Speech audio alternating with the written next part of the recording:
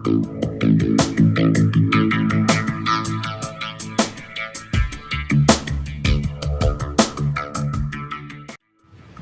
समझता हूं कि नीतीश कुमार जो खुद पढ़े लिखे व्यक्ति हैं, उनके शासन 17-18 साल के शासन काल में बिहार में शिक्षा व्यवस्था का ध्वस्त हो जाना उनके पूरे शासन काल का, उनके कार्यकाल का सबसे बड़ा काला अध्याय है।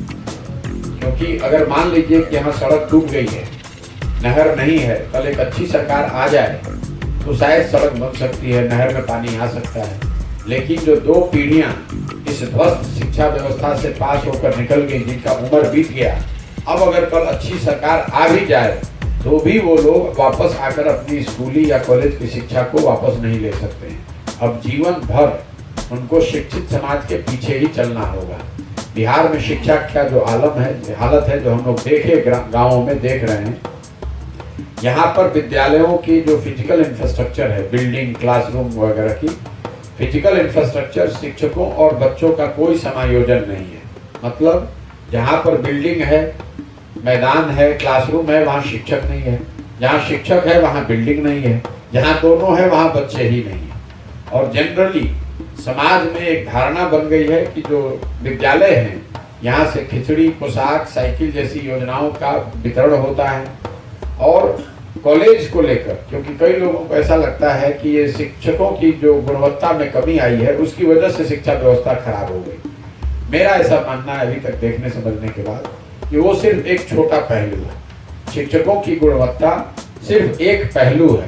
शिक्षा व्यवस्था के ध्वस्त हो जाने के पीछे सरकार की शिक्षा को लेकर उदासीनता, समाज में इसको लेकर कोई चेतना न होना और समता मूलक शिक्षा व्यवस्था बनाने के नाम पर पूरे बिहार में उत्क्रमित विद्यालय और नियोजित शिक्षकों का जाल बनाने की जो कोशिश की गई है, शिक्षा व्यवस्था ध्वस्त उससे हुई है। हर जगह स्कूल बनाने के चक्कर में बिल्डिंग बना दिए गए, टेढ़ी मेढ़ी पैसे खर्च किए गए। ये चिंता नहीं की गई कि वो आप स्कूल बना रहे हैं कि बिल्डिंग बना रहे हैं। जहाँ बिल्डिंग बन गई, ये किसी ने सोचा ही नहीं कि वहाँ से टीचर कहाँ से आएगा। टीचर को कागज पर ही इन विद्यालयों को उत्क्रमित कर दिया गया। तो जो प्राथमिक विद्यालय थे वो उच्च हो गए, उच्च माध्यमिक हो गए, +2 हो गए। इस तरह की उत्क्रमित विद्यालयों की एक पूरी श्रृंखला बना दी गई। पेपर पर सरकार हजारों करोड़ रुपए खर्च करके ये दिखा रही है कि शिक्षा व्यवस्था हर जगह गांव-गांव में स्कूल बन गया, लेकिन ऐसी बात है नहीं। शराबबंदी को लेकर मैंने पदयात्रा से पहले ही स्टांस अपना क्लियर कर दिया है। मैं एकमात्र व्यक्ति यहाँ हूँ जो राजनीतिक क्षेत्र में है, जो कि खुले मन से, खुले तरीके से हर दिन ये कह रहा है कि शराबबंदी बिल्कुल रेट्रोग्रेड मूव है, इसको हटाया जाना चाहिए। भाजपा के लोग जो कह रहे हैं कि शराबबंदी हटाया जाए, ये तो तब हटाने की भी नहीं कह रहे हैं। वो कह रहे हैं शराबबंदी से नुकसान हो रहा है। वो तब जब वो सत्ता में नहीं है। आरजेडी के लोग जब विपक्ष में थे तो इसके विरोध में थे, आज इसके पक्ष में है।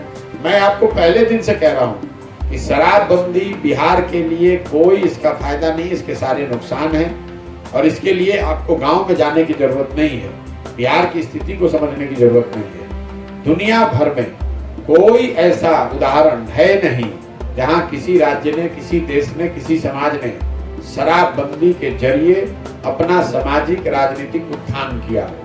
दूसरी बात, लोग बताते हैं कि गांधी जी ने शराबबंदी की बात कही, तो वो बात भी सिरे से गलत है। मैं खारिज करता हूँ, कैमरे पर आपको चुनौती भी दे रहा हूँ, रोज बोलता हूँ। अगर आपने गांधी को, किसी ने जो पढ़ा है, पढ़ने या समझने का दावा करता है, वो मुझे लाकर दिखा दे कि गांधी जी ने ये कहाँ कहा है कि सरकार को शराबबंदी लागू करना चाहिए। गांधी जी ने जीवन के कई वर्च्यूज की बात करी। उन्होंने ये कहा आप वेजिटेरियन होना अच्छा है। उन्होंने ये नहीं कहा कि सरकार कानून बना दे कि जो नॉन वेजिटेरियन है उसको जेल में पकड़ लिया, बंद कर दिया जाएगा। गांधी जी ने उसी संदर्भ में ये कहा कि शराब पीना बुरी बात है, इस रोके जाने के लिए समाज को प्रयास करना चाहिए। गांधी जी ने ये कहीं नहीं कहा कि कानून बनाकर आप शराबबंदी लागू कर दें और सरकार का अपना जो काम है उसको छोड़ के अब आप शराबबंदी को लागू करने में ही पूरी व्यवस्था को झोंक दें, ये गांधी जी ने नहीं कहा। और तीसरी बात जो धरातल की है, शराबबंदी की वजह से बिहार सरकार का करीब 20,000 करोड़ रुपया, बिहार के लोगों का 20,000 करोड़ रुपया हर साल का नुकसान हो रहा है। बिहार में डीजल पेट्रोल 8 से 10 रुपए लीटर महंगा है। बिहार में जितनी निबंधन होती है, क्योंकि जो ये 20,000 करोड़ रुपए का नुकसान हो रहा है तो आएगा कहाँ से? तो पेट्रोल डीजल पे टैक्स सबसे ज़्यादा है, 10 रुपए लीटर पे आप हम ज़्यादा दे रहे हैं। जो आप जमीन की रजिस्ट्री करते हैं उसमें बिहार का दर जो है, बिहार में निबंधन के जो रेट है वो भी पूरे भारत में सबसे ज़्यादा है। अगर किराया